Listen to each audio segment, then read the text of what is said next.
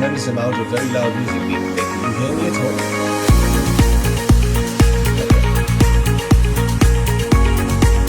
Hi, Elliot. Hello.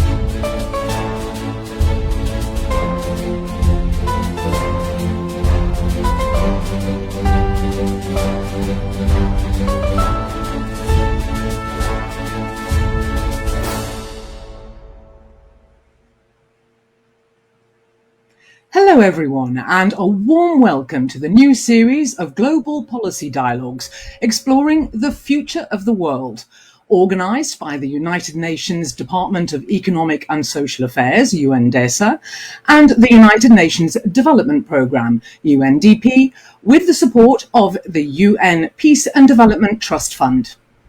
Thank you for tuning in from wherever you are to follow today's discussions on the future of work.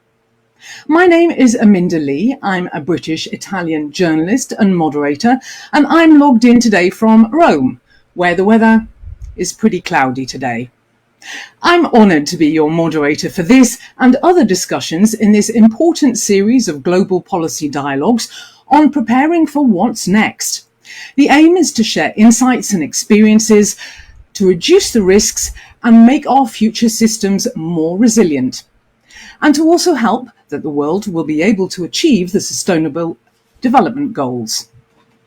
DESA has launched a series of Future of World policy briefs connected to this series. A paper on harnessing longevity in the future of work is now available for you to read at un.org/DESA. This link will also be posted in the Zoom chat and on the Facebook page.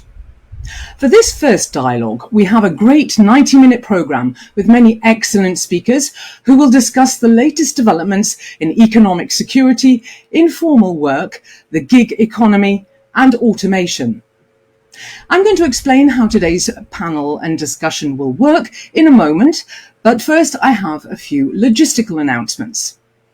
English captions are available in Zoom and Facebook by clicking on the captioning icon in the bottom of the screen. Live captions are also available in the 6 official languages of the UN, so that means Arabic, Chinese, English, French, Russian and Spanish, and they are available on a separate website, that which is, you can see the link on the bottom right hand of your screen how to get there. It's bit.ly/captions15sept. That should be quite easy, and it's all, of course, case sensitive. That will be remaining on your screen so you can always see it here. On that website, you will find a drop-down menu to select your language. And you may have noticed that the event is also being provided in American Sign Language today. We are using the hashtag Future of the World for this event and actually for the whole series. So please do share your thoughts on social media using this hashtag, which is again displayed at the bottom of your screens. DESA has been organising its Global Policy Dialogue series for a year now, and based on your feedback, we are upping the interactivity for this event. So we're conducting several polls today using a tool called Slido. You can access the system through the QR code you can see on the bottom of your screen, or by going to slido.com and logging in using the same Future of the World hashtag. Again, it's case sensitive. The hashtag, remember, is at the bottom of the screen. You're also encouraged to send in questions during this event via Slido tool. It's very easy. When you log in, you can see there's a polls tab and a Q&A tab. And you will notice that there are already some questions in there. We've not made them up. These are ones that you've sent in during the registration. And you can vote on people's questions too. It's very simple. You just click vote on it. And I will be trying to go to the ones with the highest number of votes first. Now, you've heard that I'm logging in from Rome, but we'd like to know where you're watching us from. So let's launch the first poll of this session. And I can see that we've already have some answers coming in here. So it's very easy. You just click, write in your reply and then press send. So I'm just doing it myself. So we'll leave that open for a little bit and then we will see how many people are logging in and where they're from. At the moment, Rome seems to be the top one. I'm sure there are many people from elsewhere around the world. So I'm going to leave that poll open. Keep in sending your messages and was to tell us where you're from. And before we dive into today's topic on the future of work, we have, of course, some words of welcome in a video message from UN Under-Secretary General Liu Zhenmin, the head of DESA.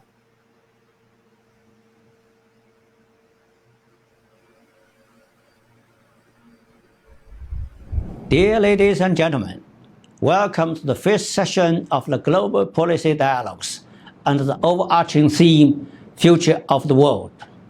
Organized by DESA in partnership with Undp, these dialogues will take place over the coming months and bring together global experts on some of the most pressing issues of our time. In their discussions, participants will consider ways to reduce risks and make our future systems more resilient. Each one of you is a critical part of this series. Today's topic is the future of work. Additional topics in the series will cover our communities, the economy, our planet, trust in government, and aging. I invite you to actively participate and ask questions using the chat features. After all, we cannot achieve the Sustainable Development Goals without you. Thank you for participating in this session. I hope you will continue to engage with us throughout. Thank you. That was a very useful introduction to the whole of this series. And as Lindsey said, you all have an important part to play in these discussions, which is why there will be plenty of interaction throughout this session. Now let's hear from the other organizer of this series in a video from the UNDP Under Secretary General and Associate Administrator, Usha Rao Monarari. Good morning. UNDP is honored to co-host, together with DESA, the groundbreaking Future of the World series. The Global Policy Dialogues will bring together experts and practitioners from a variety of domains and industries to exchange insights and ideas on how to make our systems more resilient now and in the future. The inaugural session is dedicated to the future of work and will inquire into the configuration of the future global workforce, as well as the skills and competencies required to meet future employment demands. The digital transformation accelerated by the COVID-19 pandemic made access to technology and the ability to use, create, and shape it fundamental to economic power and potential. Pandemic conditions gave impetus to a rapidly transforming labor market in which 90% of future jobs will require digital skills. At the same time, the pandemic laid bare the deep impacts of inequality. UNDP is committed to prioritize those most left behind, with increased focus on informal, self-employed, domestic and unpaid care workers, people with disabilities, as well as migrant and internally displaced persons. We stand ready to work with our partners on this agenda of transformational change, helping partners rethink development trajectories and generate new capacities for a post-pandemic recovery founded on the resilience of communities and ecosystems. We welcome your participation to this event to imagine an equitable and just future of work. Thank you. And we will certainly be discussing the very many transformational changes in the labour market and exploring how to overcome the challenges to creating that equitable and just future for work. Now, let's close the first poll and see the word cloud of all the locations that you've shared with us today. Can I see the word cloud on the screen, please? So we have had 43 people who've been replying so far. At least that's on mine, but it seems like there are many more in the overall thing. And we have a lot of people, obviously, from New York, a big representation from England and Rome, but we do have many other places too. We have Venezuela, India, Nairobi, we have Singapore, Sweden, Hong Kong. So it's great that so many of you are actually joining us today. That's really wonderful, and I hope that you will find the discussions useful. Now, as we've just heard, today's focus is on the world of work, which is currently undergoing huge changes caused by digital developments, the introduction of AI and robots, and of course, the COVID-19 pandemic, among other things. But what do you feel about these changes? And now I would like to launch another quick poll, just so we can keep that running in the background and see what you think. And this time, the question is, do you think the world is prepared for the future of work? Good question. And you have various options there, so please vote, and we'll keep that in the background and let the voting continue for a moment while I explain how this session is going to run. We're going to focus on 3 specific topics relating to the world of work, and then there'll be a final, more general discussion around the policies needed to support workers. Please send in your questions as each of the topic is being discussed, and the panelists will be ready there and then to answer. We'll also conclude with a round of quick-fire questions in subjects that may not have been touched on earlier. Now, can I stop the current poll, and can we see the results, please? We'll see if you are see if the world is prepared for the world of work, for the future of the world of work. Can we see that nice and big? Thank you very much indeed. And most people are saying not ready. That's over 46%. So that's a lot of people think that we've got more to do.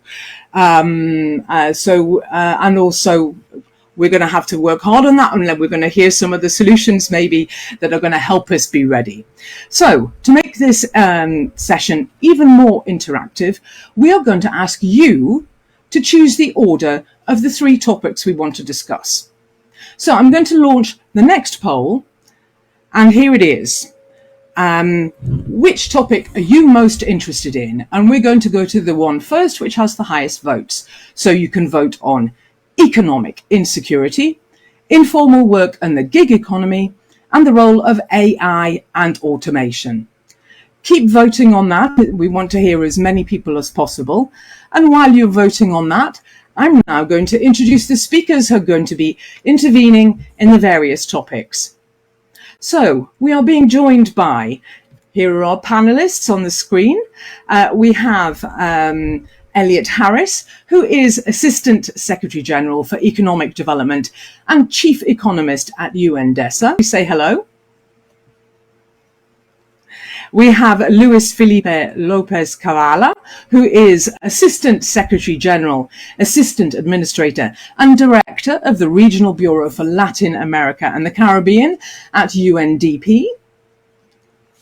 Thank you, Aminda. Great to be here. Thank you. We have Agostina Morni, who is Senior Advisor at the International Organization of Employers. Say hello.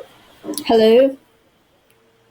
Okay, we have Saul Gomez, who is a driver in the gig economy and founder of NiUnRepartidorMenos, which means not one delivery worker less.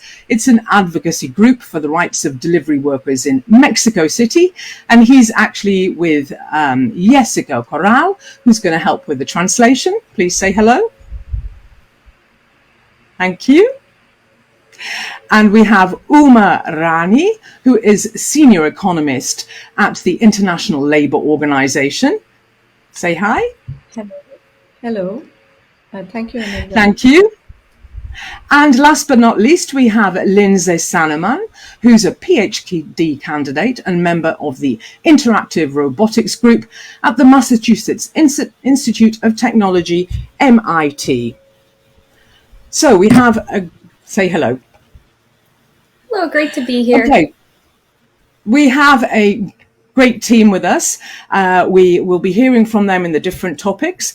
And when I'm coming to them, I'll be using their first names just to keep the discussions a bit more nimble. So I've introduced our panelists. I'm going to close the Slido poll and let's see what topic the audience would like to hear about first.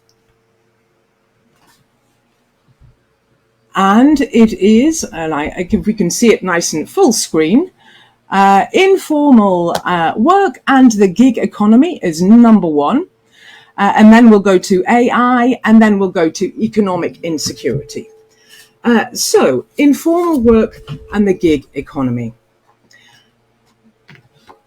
This, of course, ties into Sustainable Development Goal number 8, which is to promote sustained, inclusive and sustainable economic growth, full and productive employment and decent work for all.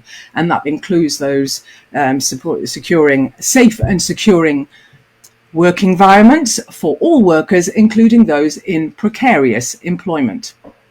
Now, the world of informal work is very varied, including people who have little or no job security, usually paid low wages with few benefits. Common categories of informal work include jobs in restaurants and hotels, janitors, security guards, construction workers, piece rate workers in sweatshops, agricultural workers, and temporary office workers. And of course, it can also include informal renting and selling activities. Whereas the gig economy is said to be the end of the concept of a job for life. In this model, people work as freelancers in short-term jobs for more than one company. They too have little employment security and limited access to social protection, much like workers in the informal work economy. Before we start discussions, let's see what you think about this topic with the next poll. So we'd like to now let's start the next poll, please. And you can see it coming up. How secure do you feel in your job? And you have various options there. I'm going to leave those, leave the poll open. And now we're going to just introduce the guests we're going to be hearing from in this discussion. I'm joined by Tina from the International Organization of Employers, who has expertise in the future of work, gender equality, and diversity, among other things. We have Saul, the gig economy worker from Mexico City, and Jessica, who will be providing translation. And we have Uma from the International Labour Organization, who is lead author of the World Employment and Social Outlook Report. The 2021 edition, published in June, looks at the role of digital labour platforms. She'll be telling us more about that soon. But first, let's see what you voted in the poll. I'm going to close the voting and let's see the results. So, so the majority of people feel fairly secure. I think that says fairly secure. And then very secure. If we could have it, yes, that's right, I can see it full screen. So the majority of people seem fairly secure. That's interesting. I wouldn't have expected that. And what I'd like to do is I'd like to start off with Tina. Tina, can you would you like to react to that poll? And from an employer's point of view, what is being done to improve working conditions for people in the gig economy? Thank you, Aminda, for that. It's a pleasure to be here. Thank you to organizers for inviting us here. It's really interesting to see the poll. I'm as surprised as you are, Aminda, because 9 out of 10 people in the developing countries, they work in the private sector. And the private sector, as you know, is facing sustainability issues at the moment because of COVID. The ILC resolution that was adopted by member states, governments, workers, and employers last June also highlighted, they recognize that business continuity is an issue. And this is very much linked to what we have said. A lot of companies, we looked at the S&P 200 companies, the Fortune 500 companies. In the year 2000, their business cycle, the life cycle of the company was 85 years. But when you look at 2017, the life cycle of a business goes down very much so to 12 years. And this is before COVID. So a lot of businesses are going through a lot of sustainability challenges, and the lockdowns have not really helped. We've seen a lot, the tourist industry, the hospitality industry have pretty much shut down. So we really need to push to have this enabling environment for business to be more productive and more sustainable.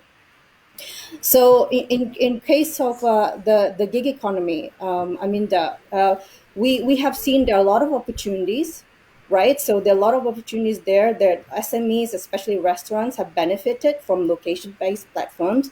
When you look at those companies that have embraced digital transformation, they have managed to deliver their food to customers during the lockdown. Women are more likely than men to perform professional services in digital labor platforms. We're seeing that, this is a place where women can really showcase their talent. It enables them to be more flexible. It gives them the autonomy. And we did a policy paper on harnessing female talent in the digital economy, and we found that some women actually make more money than men in certain cases. So there are opportunities there. There's also opportunities for people to upskill themselves using, the platform work. When you look at those competitive programming platforms, that they manage to learn new skills as they work.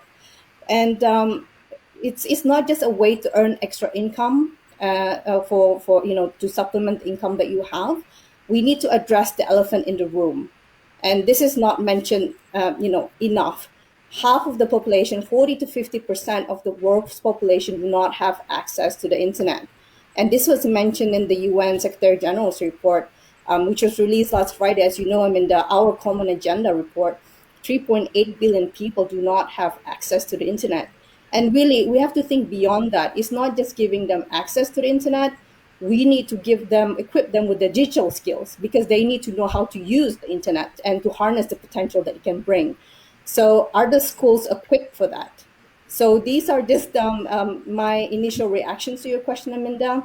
I'll give you back the floor. Thank you very much indeed.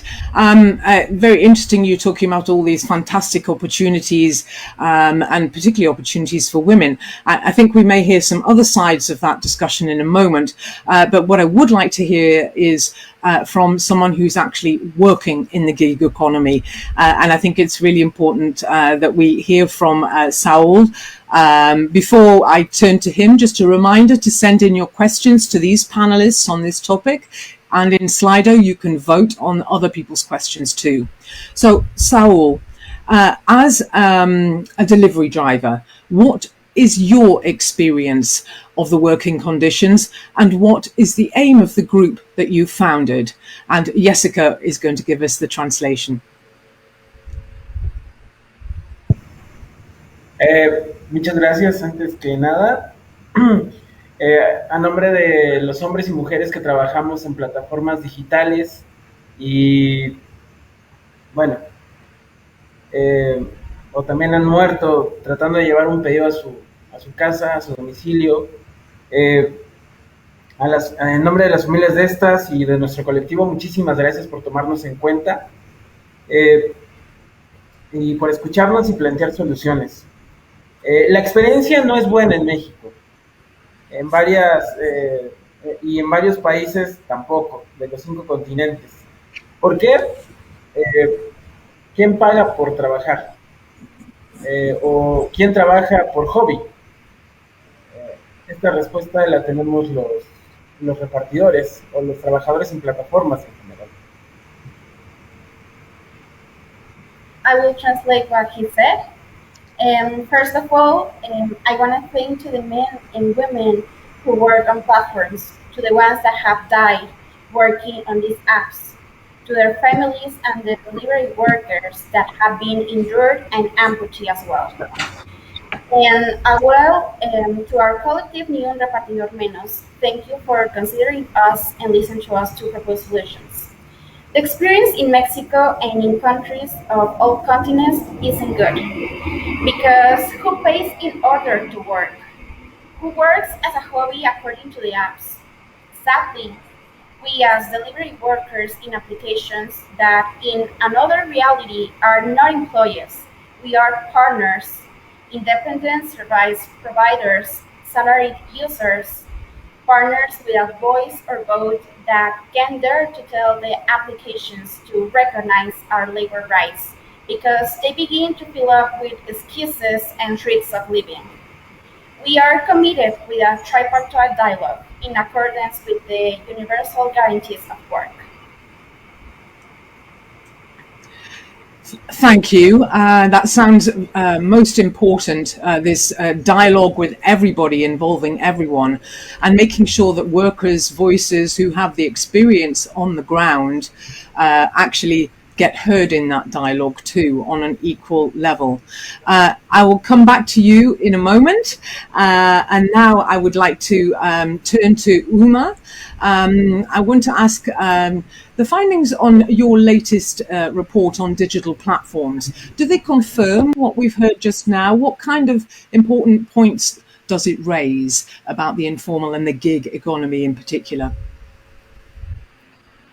Thanks, Amanda, for the question, and I would also take the opportunity of thanking DESA and Undp for actually inviting me for this important global policy dialogue on future of work. I think what Solo said very much resonates with what the findings from the report actually says. While I think one thing I'd like to set the tone for the discussion is that this notion that exists, that, whether one is talking about the taxi or the delivery platforms or online web-based platforms such as freelance or microtask, as though they are new jobs that are being created, this is not necessarily true, because all of these jobs actually existed in the traditional labor market. And what is happening is that you have technology in the name of platform companies coming in to mediate work of taxi or domestic worker platforms, or you have platforms on the online web which actually help you to outsource work which were normally internally done. The very fact that Amazon Mechanical Turk came about, it was basically to outsource the work that could have been internally done. So I think that contextualization is very, very important to keep in mind in having the going forward in this discussion. Well, it does provide opportunities now because many of these platforms have disrupted many of the traditional sectors, whether you're talking about taxi or the domestic worker or many other segments that you see. So they do help many workers to complement incomes that we have seen, but it has also become a main source of income for many of the platforms, and it has raised major challenges with regard to whether you're talking about regularity of work, incomes. You find that on average on the online web-based platforms, 50% of the workers earn $2.1 per hour, and the average income is about $3.4, nowhere close to any of the minimum wages that we actually talk about. The third issue that comes up is this huge occupational safety and health risks that are there, because many of these workers actually are working very long hours. And many of the accidents that you hear are as a result of the pressures that are coming, also because of the algorithmic management practices that they are being introduced in this form of work. And finally, the last to raise is this, and something that got quite exposed during the COVID-19 pandemic was the lack of social protection benefits for these workers, which actually exposed them, and many of them were at the risk. Many of us were in lockdown at our homes, getting food and other items delivered. Who was delivering them? It was these delivery workers who had zero protection. And I think this raises fundamental questions with regard to the kind of platforms that have come. There is a sort of commonality that exists with the informal economy, but the platforms further precarize these workers in the process. And I think that's very important to keep in mind.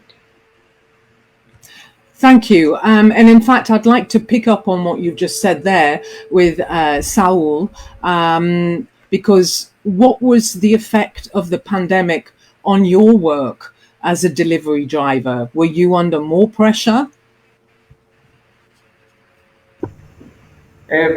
Okay. Seguimos expuestos, seguimos en las calles, no por gusto, las deudas, compromisos, impuestos, el hambre de nosotros y de los nuestros es lo que nos obliga a salir a las calles, a seguir trabajando. Acá en México, solo una aplicación quiso vernos la cara y fue Uber Eats, quien por darnos una mascarilla en un formulario de Google, en las letras chiquitas, bien dicen que en las letras chiquitas está el diablo, nos decía, al aceptar estos términos y condiciones, reconoces que tú, como repartidor o conductor de auto, no tienes ninguna relación laboral con nosotros, Uber, como empleador. De lo demás, hubo muchas aplicaciones que continúan y siguen repartiendo kits de seguridad. Nosotros nos unimos con la Secretaría de Seguridad Ciudadana, el ERUM, para repartir cubrebocas, gel antibacterial y sanitizar mochilas. Okay, I will translate. We are really exposed. We are still in the streets, not for pleasure. The debts, commitments, taxes, the hunger of us and ours has forced us to go out and take the risk here in Mexico. Only one application wanted to support us. but they end up trying to cheat on us. Uber Eats wanted us to accept in a Google form where in small letters said, accepting this form, you acknowledge that there is a type of employment relationship between you as a delivery person or worker and us, Uber. We denounced it in social media, and Uber decided to don't give any support, and they don't give any reimbursements that are up to 150 pesos, like $8 American. The other applications provide us some support, and we as a collective, in collaboration with the Secretariat of Public Security and the Emergency Medical Rescue Squad, gave away alcohol gel, face masks, and we also sanitized backpacks. Okay, very interesting. Thank you for that example. And in fact, I'd like to put that to Tina. Tina, from the employer's point of view, you gave us a nice rosy picture beforehand. Now we're seeing a little bit of the other side and the workers who are suffering because of some of the practices, the new employment practices that are coming on with the digital platforms and so on. What is your organization and your members? What are people doing to actually address some of these inequalities and pressures that are being put on workers, particularly when they're working with the digital platforms? Thank you, Aminda. Just allow me to react to Sol and Uma there. First of all, I think naming companies, I think that's inappropriate in my opinion. So I hope we can respect not mentioning any companies in this discussion, because for me, it's more important to have a good relationship with the private sector. A good public-private cooperation is more important than ever. Naming and blaming is not really helpful in this situation. So if we want to work together on working on policies that are more robust, that are more realistic, more pragmatic, we really have to have this conversation, honest conversation, yes, but we also need to look forward on how we can proceed from this point onwards. Now, with regards to Uma, and she mentioned about this Westall report that was released, we believe that, and I have to say it, this is quite a misleading report, because it does not consult the platform companies properly, right? We do not hear their side of the story, and I think it's a little bit unfair. So we need to, you mentioned, Uma, on the algorithmic accountability. I'm just picking out just one of the few things that you mentioned. And this is, your report was proposing to go into accessing, the source codes. And this has a lot of implications on intellectual property rights, among other things. And so we need to have a more realistic approach, a more balanced approach. We have the technical meeting, as you know, Uma, in next year in 2022, the technical meeting of experts on the platform economy. And we look forward for a tripartite solution for that one, because we need the cooperation between employers, workers, and also governments in order to move forward, to have these sensitive conversations. So I totally agree with you. With social dialogue, we cannot emphasize enough the importance of social dialogue. And I mentioned this a few days ago during our test, that it's really important to have the right people on the table. We need the trade unions, we need the employee organizations, and we need the governments to be on the table. And so as part of the solution, to answer your question about what are we doing with our members, we have been pushing for stronger, more sustainable social protection. We are pushing that as one of the key priorities at the ILO, with the Secretariat of the Employers Group at the ILO, as you know, and this is the house that produces international labor standards. We have said that, we need to have at least the basic level of protection, of social protection, the social protection floor as a minimum. We really believe that we should follow the recommendation of the ILO on social protection. The traditional model of assuming full-time work, full-time employment, lifetime contributions does no longer work. We all know the diverse work arrangements are on the rise. So we really need to take a modern approach, a more smarter approach when it comes to policy.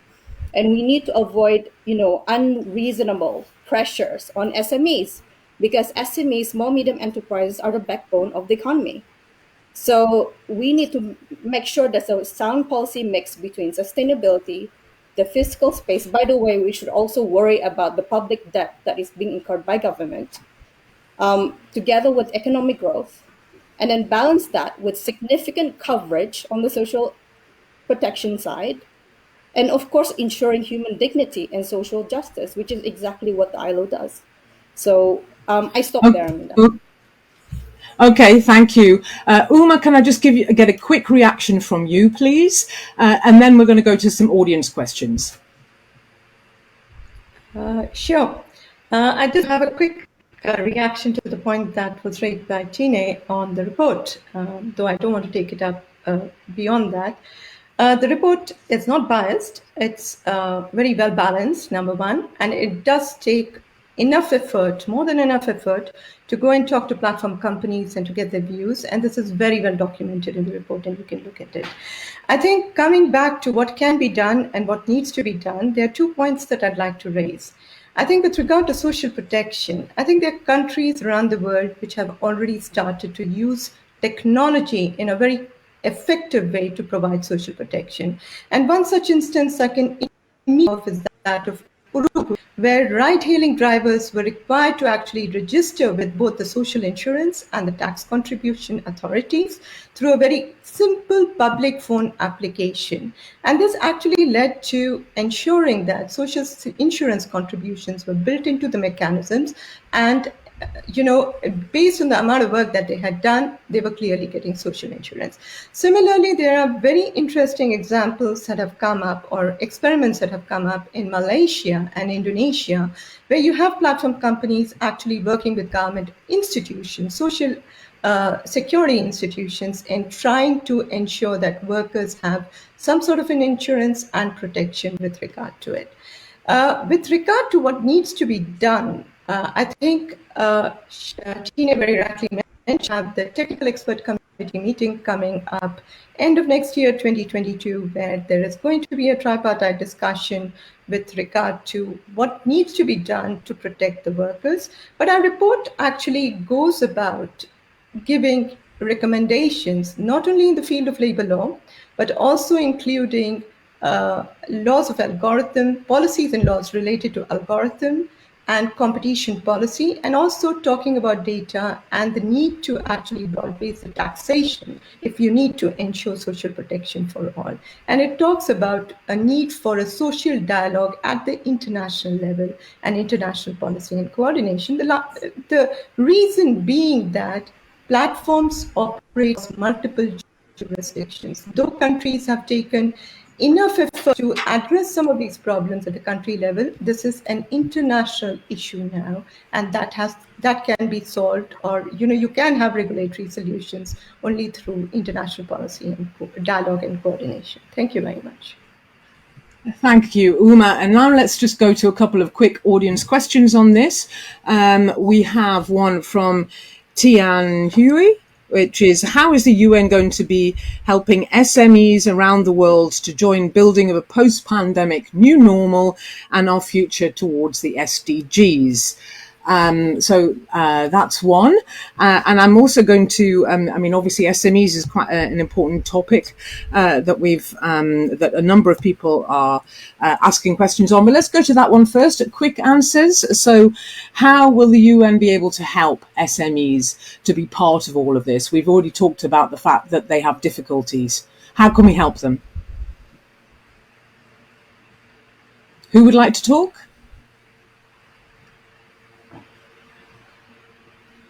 Tina? Sure, Aminda. Thanks so much. And I mentioned small, medium enterprises before, so I really appreciate that question, because they are the very backbone of most of small economies, and not just developing economies. Even Switzerland, where I sit in Geneva, 90% of the enterprises are from small, medium enterprises. So we've been pushing for enabling environment for businesses to grow.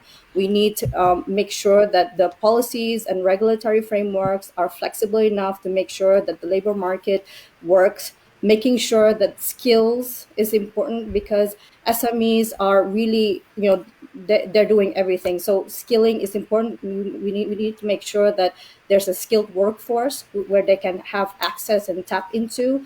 So this culture of lifelong learning, which we've been talking about in the context of future of work, is really important, because 2 out of 3 students who are in primary school today, they will, by the time they enter the labor market, they'll be working in completely new industries.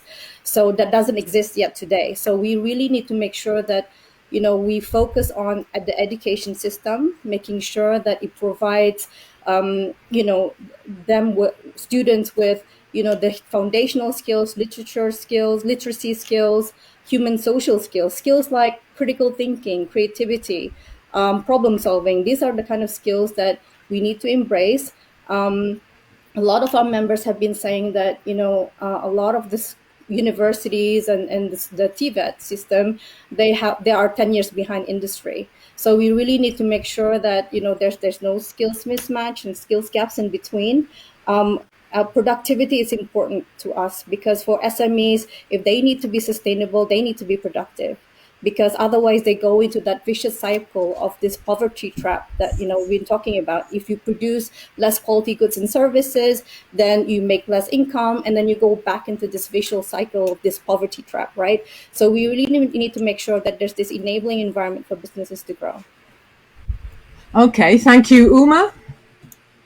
Just 3 points that I thought would be very important for UN to address, and here I would also take ILO as one of the lead organizations with it. One thing that I can think of, and which has been promulgated in the past whenever we have had some sort of a crisis, is that of providing wage subsidies to many of the SMEs for a period of time till they are back to getting back into the track and can be sustained. The second thing that one can think about is the tax benefits that one can provide to many of these SMEs to ensure that they have enough resources to invest back into the SMEs to ensure that there is a continuity in the business. And the third thing that is very important is, which many of the SMEs actually suffer from, is access to credit and finance. And I think this is something that the UN as a body can sort of think about, how to ensure easy access to credit and financing at either lower interest rates or at a rate that is much more sustainable for many of these SMEs. Okay, thank you very much indeed. We do have many other questions. I'm going to actually come to some of them a little bit later on, because I now would like to move on to our next topic. Thank you for joining us. We'll see you all later when we come back to talk about the policies, more about the policies that are needed to support workers. And I'm sure, Saul, did you want to just very quickly, if you want to just one point, make a point now? Sí, rápidamente con relación a lo que dijo a Cristina, lo que menos queremos es hacer que alguien se moleste por filias y fobias, pero sí lo que tenemos que hacer es reconocer cuando las aplicaciones están haciendo mal las cosas, sobre todo en el peor momento que era la primera oleada del COVID acá en México. No se puede permitir que una aplicación, sea cual sea, quiera sacar una ventaja sobre los trabajadores, porque sin nosotros las aplicaciones no son nada. He just wanted to point of what Agustina said, and we don't want to seem inappropriate to name applications, but it's necessary because it's happening, and it happened in the worst moment of the pandemic here in Mexico, and it's just not fair to having these apps and platforms taking advantage of workers, because without the workers, they are simply nothing, and we have to take account on these mistakes so we can look forward for this tripartite dialogue. Okay, thank you very much indeed for that, a very important point, and I'm glad you managed to make that. Right, I'm now going to close this topic, thank you, but we will be seeing our speakers later on. And I'm now going to move on to the role of AI, artificial intelligence, and automation. And in this section, we're going to be talking particularly about robots. To get the discussion going, let me launch a quick poll. And the poll is, are you concerned about AI and automation in the future of work? And I'm going to leave that poll for a moment. I've just voted as well. And we'll keep people, let people vote on that.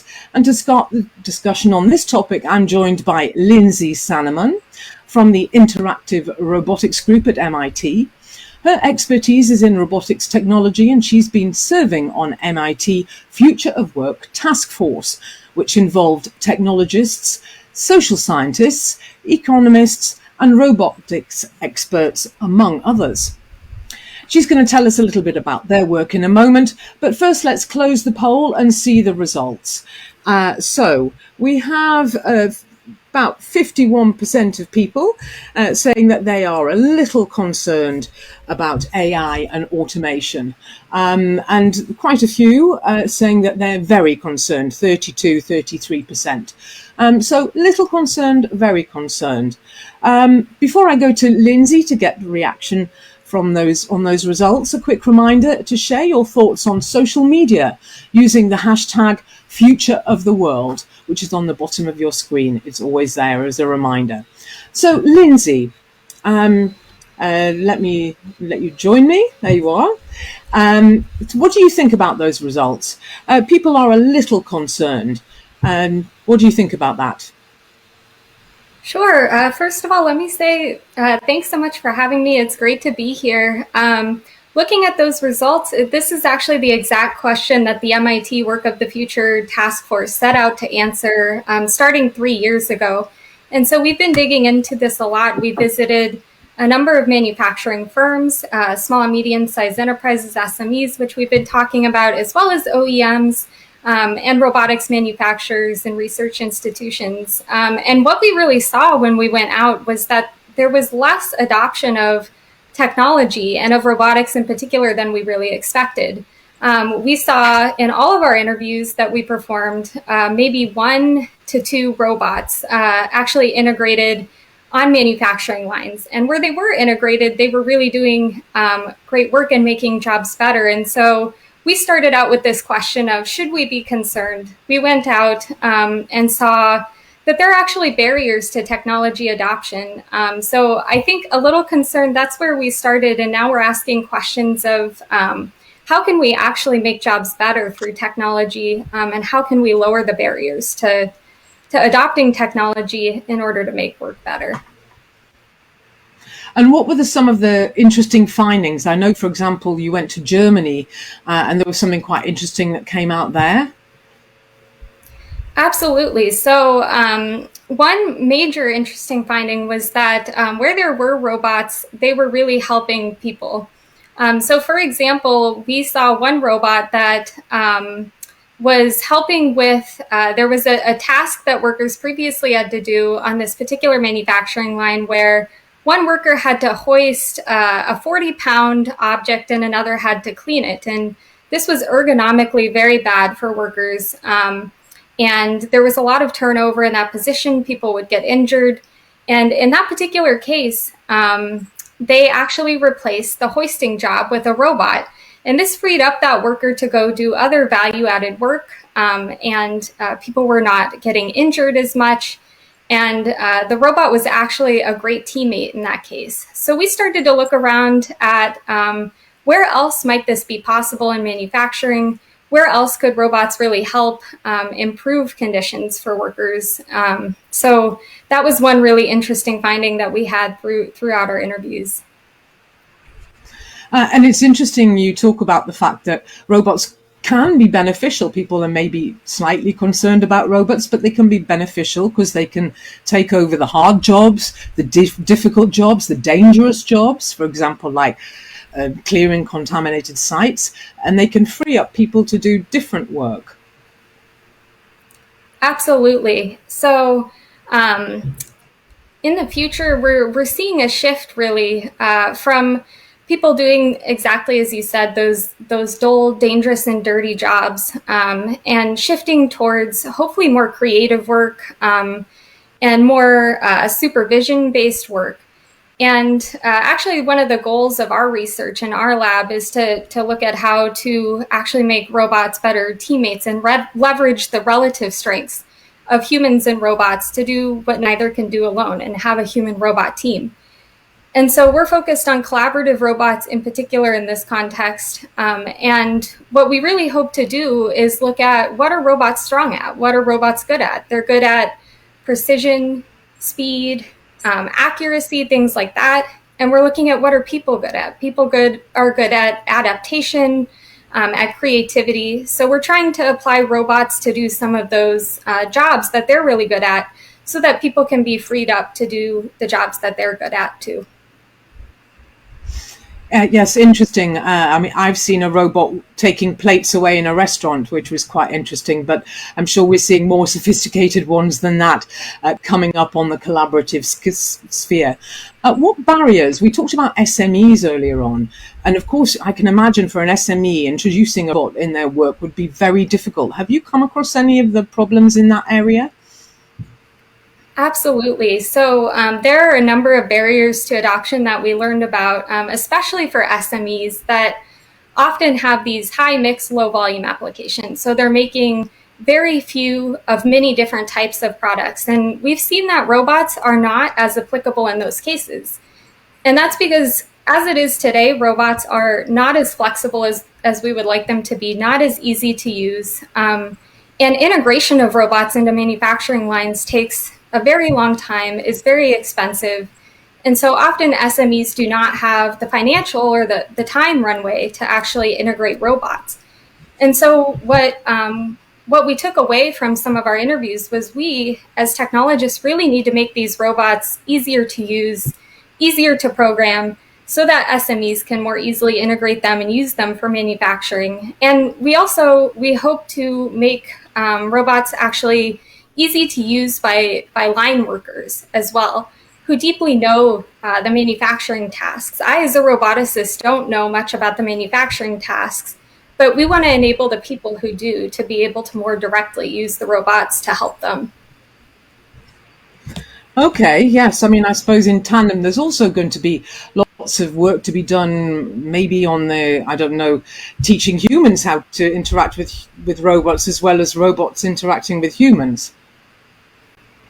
Absolutely. So one thing that we saw that is critical right now, especially in SMEs, is robot programming capabilities. So in one particular company that we went to, the particular company was trying to actually integrate a robot onto their line to do a nickel plating application. This is one of these dangerous jobs. People were exposed to chemicals, but they didn't have the internal programming expertise in their company to actually get this robot up and running. So it took somebody 22 months to actually learn how to use the robot, get it set up, which a lot of companies just don't have the runway to do.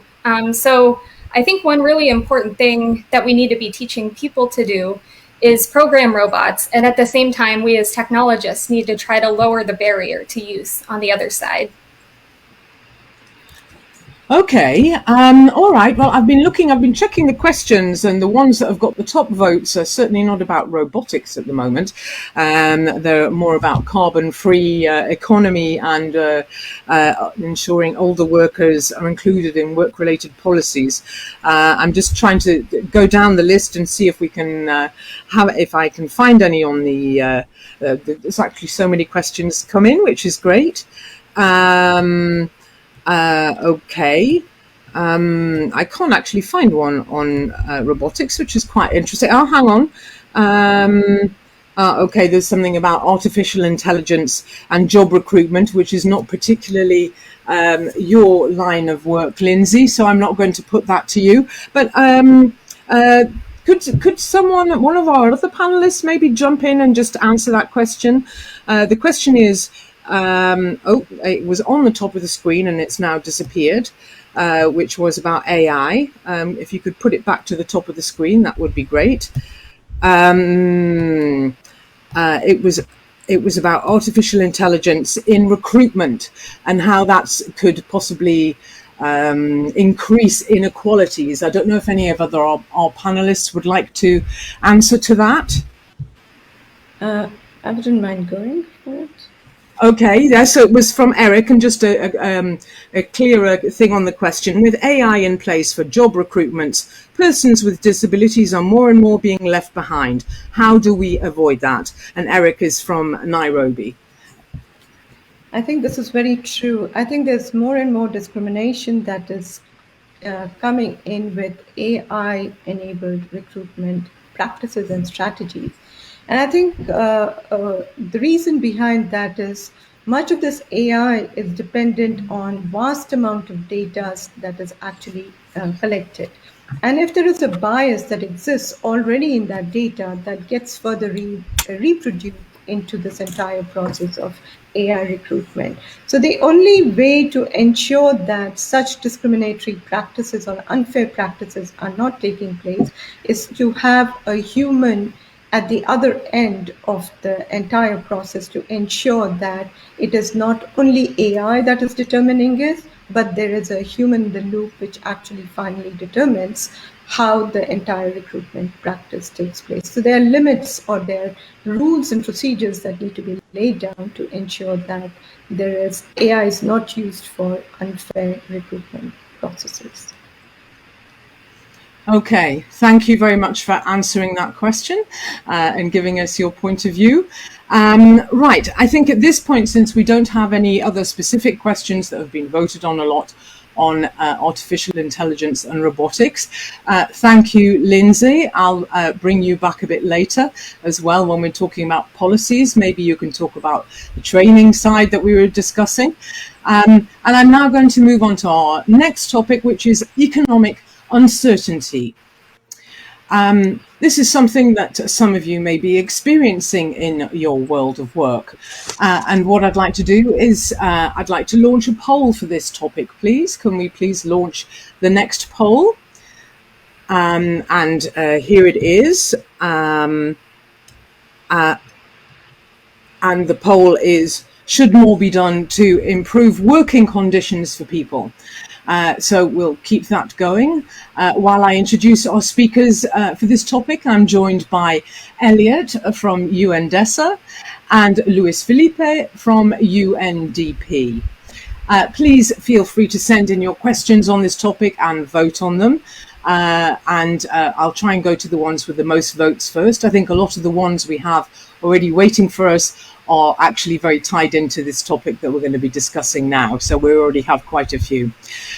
So now can we go back to our poll and can we close it and can I see the final results, please? Okay, and so you all think that a lot more should be done to improve working conditions for people. 90% of you roughly. So that's quite a lot of people saying that more must be done. So coming back to our speakers, Elliot, what's your reaction to those results? And can you give us a kind of short overview of some of the kinds of economic insecurity that we're seeing right now? Well, thank you very much. I think I'd like to start off by pointing to the fact that for most people, the job represents the main source of economic security. And consequently, to the extent that the job is associated with some sort of uncertainty, that could be in itself a source of economic insecurity.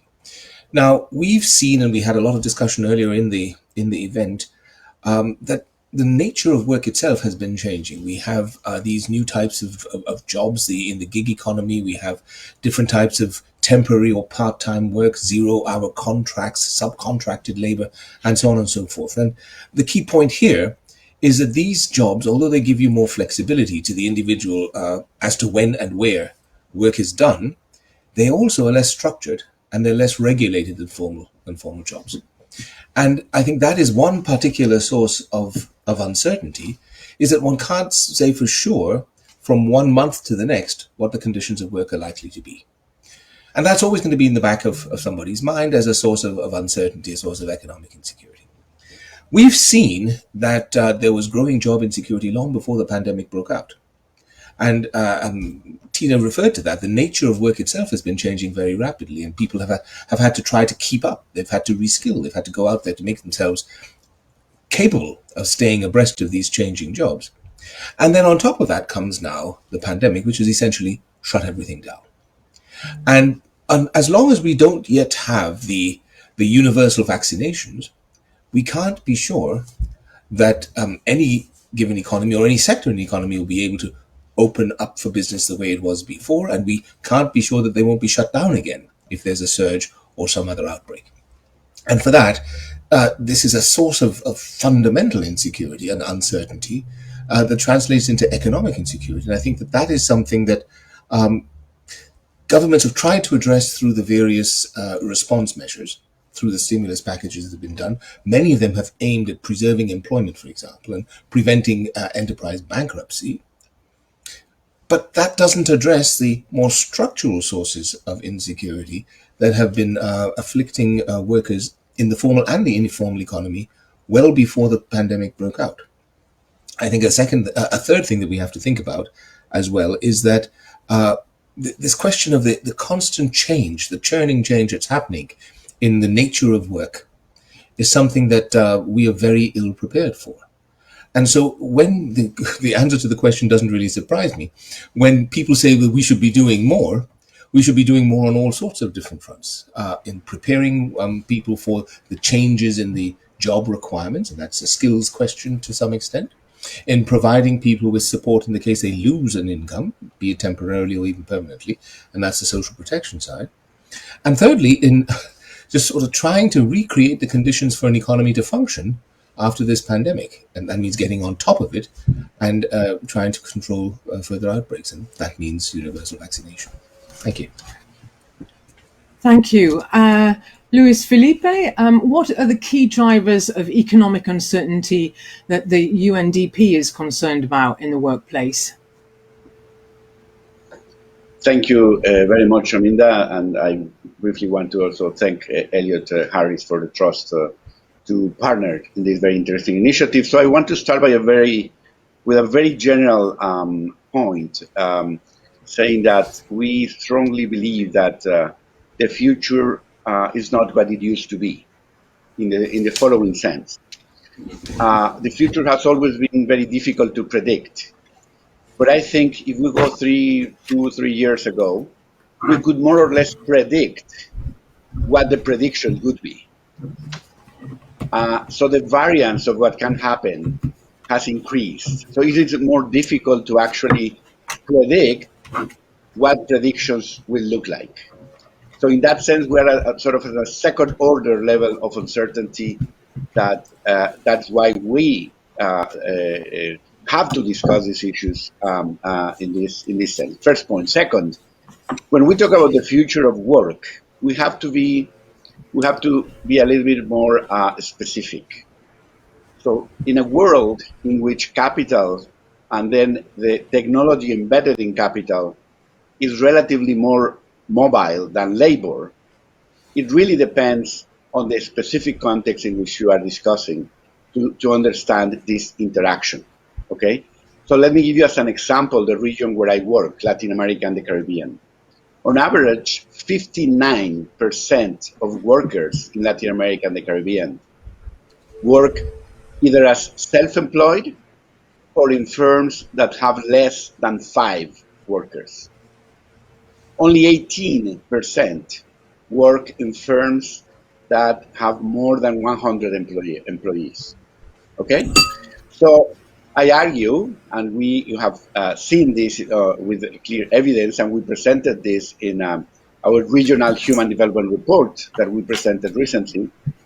The size of the firm is correlated strongly with the capacity to absorb technology, but not only that, with the type of technology that you absorb. Okay, so in smaller firms, you tend to adopt technology that is actually more a complement of labor rather than a substitute. The example is all the delivery industry. Okay, in larger firms, technology tends to be more labor saving, and in that sense, more a substitute of labor. So that is why I think we have to nuance this conversation. Final point. The main issue, as always, in a context of increased uncertainty, is how to balance protection and flexibility. And the way we are proposing to address this is 2 elements. One, to delink social protection, basic social protection from the type of work that you have, and finance it through general taxes.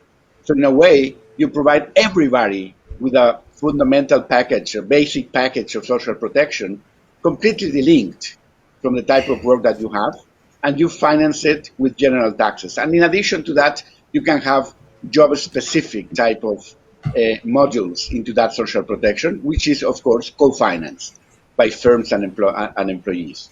And the second element for flexibility is invest massively in skills, on-the-job training, out-of-the-job training, skills for unemployment spells, and new skills for flexibility in schools and universities and technology institutes.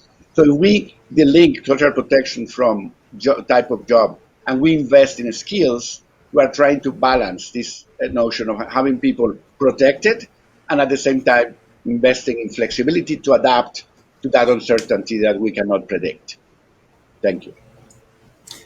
Okay, thank you. Let's go straight to some audience questions. We have quite a few on this, related to this topic. The one with the most votes at the moment is from Richard in Durham in the USA, and it says, can we ever get to a 4-day work week? I think there are questions on top of that, which is so that people can earn enough money, right, if they're working so less. I think that's quite important. We're talking about economic security. So that's one question. And I would also, I think we've been talking about inclusivity and the importance of skills and training. And Usa from Thailand asks, how do we ensure that older workers are included in work-related policies and programs? So I'd like to put those two questions to you, the 4-day week and the older workers. Who would like to start? Well, I'll throw my hat in the ring on the 4-day work week. I think a lot of that is just a question of how we want to organize the work that's there.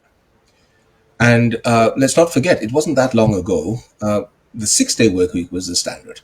You know, people did work on 1 day in the weekend, and that's been reduced. We had working times that were twice as long as what we have now. The 40-hour week is a relatively new accomplishment.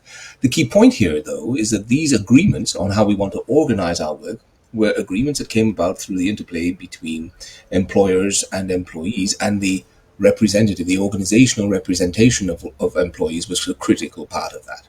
It's the social dialogue that the ILO talks about all the time. And that is where we will come to a consensus about how we want to organize the work that's there and the work that we anticipate will be there in the future. And a 4-day work week could be a part of that solution. We could also see people working not 4 days, but 5 days, but working less hours in a given day. We could see different forms of how we organize the time off, the time on work, and so on. But the key point here is that this will succeed if we have that dialogue between all of the concerned parties operating as sort of as equal participants in the dialogue, and that we understand what we're trying to do with it. And we're trying to optimize the situation for the humans who have to be the centerpiece of all of our attention. Thank you. Exactly. It's interesting, though, that, I mean, we've been having these discussions for years and we're still having difficulty getting everyone on the table around together and discussing openly. It's quite interesting. And I'm sure we'll be talking about that a little bit more in the policy discussion as well. Luis Felipe, as far as the making sure that older workers are kept up and skilled up properly for the changes ahead, what do you think about that? Yeah, just a brief point on what Elliot said. I think he's completely right. But just one point on that is, let's not forget that the change in the nature of jobs in terms of the workplace. The fact that we are all now working from home for those jobs that can be done from home, what does it mean to work only certain days? Or what does it mean how you enforce? What is the meaning of actually shortening? Actually, I can assure you that many people are working even longer hours. And the point here is for those that actually have to be in situ working. But the other point, as you said, we in UNDP have always proposed that digitalization can be an instrument for exclusion if we don't do it right. So all the issues of digitalization and technology require 3 conditions to be inclusive. One is, of course, the infrastructure. We need to connect people. We just heard how many people in the world are actually not even connected. So that's the first. But the second is we have to invest in skills for people to be able to use the technology. That cannot be underestimated. But the third is also regulation of technological firms, because otherwise all the efficiency gains are going to go to rents, and massive rents for technology firms that control the networks and control the essential inputs in this market. So we need infrastructure, skills, and regulation for digitalization to be truly inclusive. And I would insist on the investment in skills, because we have not yet understood the huge loss of human capital for the world that this pandemic has implied. It's not only the years of schooling lost, it's the years of schooling it will take to recover those losses, but it's also the capacity of students, in many cases, to adapt to a new condition, to interact socially. There are also the soft skills that were lost. So the productivity lost through this pandemic is huge, and we should be really investing a lot and quickly on skills. Thank you very much indeed, and I'm sure we'll be discussing that more in the topic that we're now going to start on. Thank you for discussing economic insecurity, and we're now going to move on to the topic about policies to support workers. And I would like to bring in all our speakers, because anyone can join in on this discussion, because it involves everybody, because it's a cross-cutting issue. To start this part off, let's have another quick poll. And this time, the question is, who should be involved in developing policies to ensure fair treatment in the workplace? So you have a number of options there, and I'm going to keep that voting open at the moment. And while we keep that open, just a reminder to also tweet your ideas and your comments and share what you've heard here using the hashtag Future of the World. Look forward to looking at all those tweets and social media comments later on. So I'm now going to close the poll. I know you didn't have long to answer, but since you're already in the swing, I think it's quite easy for you to vote. Can we close that, please? And it says, okay, well, not surprisingly, 77% said everyone has to be round the table. So it needs to be labour unions, government institutions, companies, representatives of vulnerable groups, and NGOs. And that ties into what we were just hearing about just now, the need for everybody to talk together. So if we get everyone back on the screen, I would just a quick fire ideas of what policies are required to ensure fair working conditions for people over the long term. Who would like to jump in on that one? Well, I can, if I can just say that, reiterate what the two elements that I mentioned before. We firmly believe that, particularly in middle-income countries with very high levels of informality, we really need to rethink the interaction between protection and the type of jobs people have. We have to delink it. We need to have a universal social protection package that is not financed through the job that people have, so they can securely move across jobs. And second, we need to invest a lot in skills. If we do these two policies immediately, I think we can certainly help a lot workers, and we can give a boost to employment creation. That's the way we have been proposing. Thank you. Uma? Your mic. You're muted. Unmute yourself. Sorry, apologies. I would completely agree with what Lewis said, actually, that when we talk about workplace here, we have more informal workplaces of enterprises and not necessarily the informal workplaces. And I think that needs to be somehow addressed too. And there, very rightly, as you said, universal social upskilling and providing access, easy access to credit is fundamental for ensuring that, there's some sort of a fairness at workplace for them. Otherwise, when you're talking about a traditional workplace, the principles of equality, fair recruitment practices, fair treatment of employment or productive working environment, all of these are, or non-discrimination, all of these are basic labor principles that are already there. And you do have collective agreements, and you do have, what is needed probably is that you need to reinvigorate the institutions of work so that they can offer adequate protection to all workers.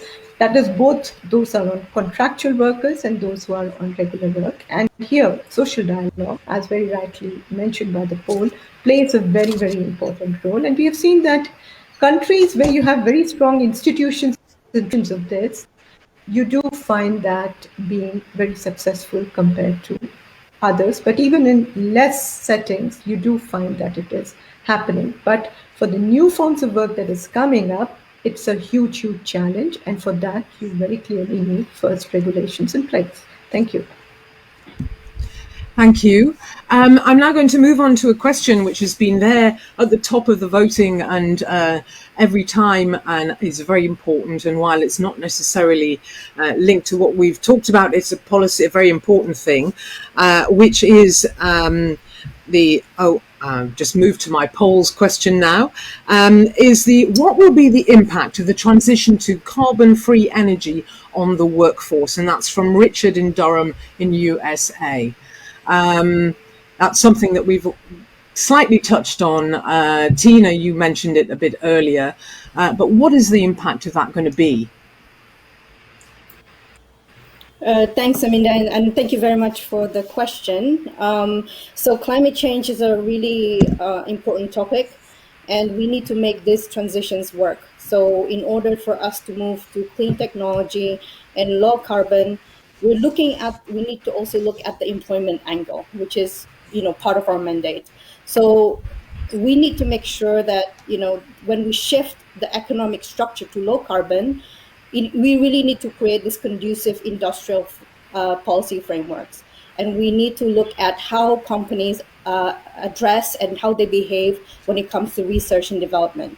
So with innovative regulatory frameworks, we can unlock the enterprise's potential, especially small and medium enterprises, and then they can adopt clean technology, low carbon production processes, and skills, which Luis was, rightly talking about. We really need to invest in skills, because a workforce that is transitioning from the usual way of doing business and then moving towards clean technologies, you really need to have the skills in order to do that. So we need to help those people move easily through investment in social protection and helping them, transition from one job to another, one region to another, and between occupations. So active labor market programs can also help on top of social protection. Okay, anyone else want to come in on that for a moment? If I may, just very briefly, we've done a lot of work in the UN on the green economy, and we've been collaborating very closely with the UNDP and with the ILO in something we call the Programme of Action for the Green Economy page. Every single study I have seen in the last 10 years shows that the green economy, the low-carbon green economy, is capable of generating a large amount of brand new jobs that are decent. In other words, yes, we will displace workers from the fossil fuel economies, but we're replacing the coal miner, which is one of the worst jobs I can imagine, with the installer of solar panels, which is a much safer, fundamentally much more healthy job. And these are jobs that have a future. Now, we talk an awful lot, and there's a lot of disinformation put out there about the cost in jobs of transitioning out of fossil fuels. And that is simply misinformation. Because the number of people who are involved in the fossil fuel industry is actually relatively small compared to the amount of value generated, economic value, financial value generated in the industry. And it is clear by every measure that you can think of that in the clean and renewable energy sectors, the employment impact is going to be substantially larger, a multiple of the employment that could theoretically be lost in transitioning away from fossil fuels. It does require a certain amount of training, but the way I see it is you have to train a worker to go and work on an oil rig, or you can train a worker to go and do solar panel installations. It's a choice. But I think a lot can be done to facilitate that. And more to the point is that unlike the fossil fuel industry, which by its physical nature is highly concentrated, it is where the oil is, it is where the gas is. The renewable energy technologies that we have can be, for the most part, with a single exception perhaps of hydrology, they can be installed anywhere. And I think this is something that also should be taken into account when we talk about the employment consequences of the transition, is that it allows for much more flexible work, much more widely distributed geographically, and work that is fundamentally cleaner, safer, more decent. I think that's a no-brainer. Okay, thanks, Elliot. We have a question that I think I would like to put to Saul. It's talking about measures to be put in place to address gender inequalities and inequalities in a gig economy. What can be put in place? And that's from Elaine in the Philippines. Saul, from your perspective, what are you fighting for? What are you putting in place to for these safeguards?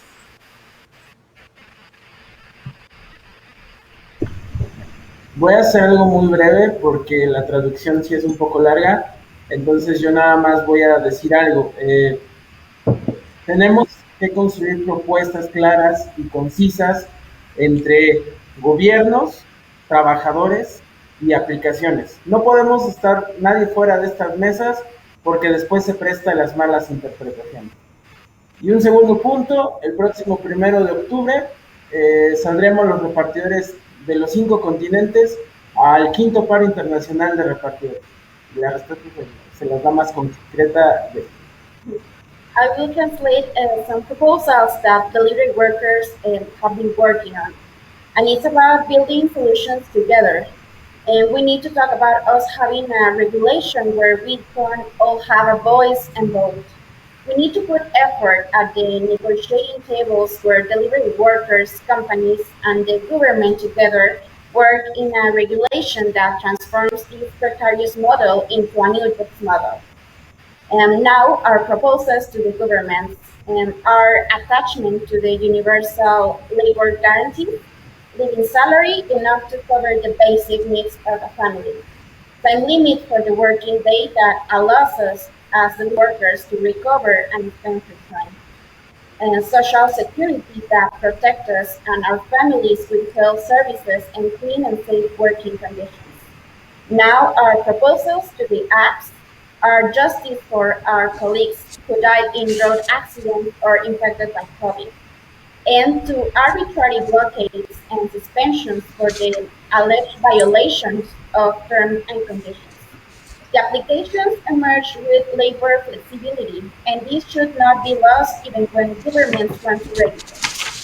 Simplification and respect for the work of our colleagues with hearing, mobility, or visual disabilities, as well as the elderly. Let me continue with a basic salary.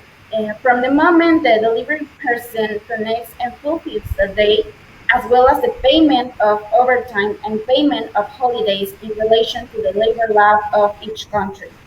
Also, we propose the investment of the total charge for the use of application in an insurance for major medical expenses, which protect us whether we are distributing or not. Last but not least, provision of work equipment, suitcase, raincoat, goods free of charge, and if not, permission to the delivery worker to work with what they have. And only one more point is that we want to announce that on October 1st, the 5th International Strike of Delivery Workers of Digital Platforms will be carried out through Unidos Work Action, that is a worldwide alliance of delivery workers. Okay, thank you very much indeed. We're almost coming to the end, but I just have one last question, which was sent in from Anonymous, which I want to ask Lindsey about, which is there potential for leapfrogging for developing countries in the field of automation? Is there a different way that they can introduce robots there? Do you see some potential for that, very briefly, Lindsey?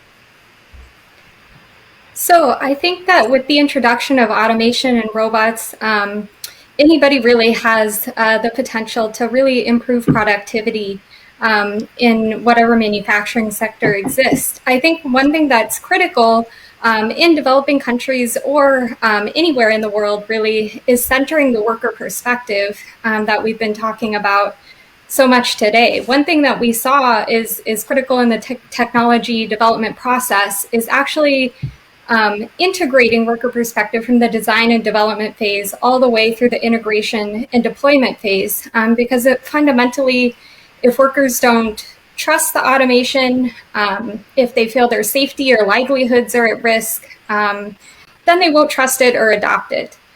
So I think one important thing, and what we've seen be most successful in some of the companies we visited, is really having the workers lead the process of technology development and design. And I think that is critical wherever automation is being introduced. Okay, thank you. Right, well, I'm afraid the time has absolutely rushed by, and we're now coming to the wrap-up. Thank you for everyone for sending in your questions. I'm sorry we couldn't answer them all. We've been trying to make it more interactive with polls as well, and we'll try and make sure we get some more questions in for you next time as well. Thank you to all our speakers for their illuminating responses. And to wrap up, I'm going to say that this is almost the end of this first Global Policy Dialogue in the Future of the World series. We hope you've enjoyed it, and to find out, those of you watching in Zoom will be presented with a short survey when you log out. Please do take the time, just a couple of minutes, to fill it in. We're interested in your feedback. As you can see, we were listening from it last time when shaping these discussions today. A recording of this event will be archived on the UNDESA Facebook page at facebook.com/joinUNDESA. So if you want to rewatch it or share it with other people, it will be available as soon as we've finished today. And now you can also find more information on the Future of the World series of policy dialogues and policy briefs at un.org/DESA. Over the next 6 months, there will be discussions on the future of our planet, the future of money, aging, among other topics. To bring this session to a close, I'd like to thank the organisers from UNDESA and UNDP for bringing us together to discuss this important topic. Thank you to all our expert panellists for their stimulating interventions and ideas today. And finally, a big thanks to you, the audience, for your concentration, your active involvement in the polls, and for sending in so many questions. I do hope that you'll tune in again for the other global policy dialogues in this Future of the World series. And in the meantime, it's goodbye from me, Aminda Lee.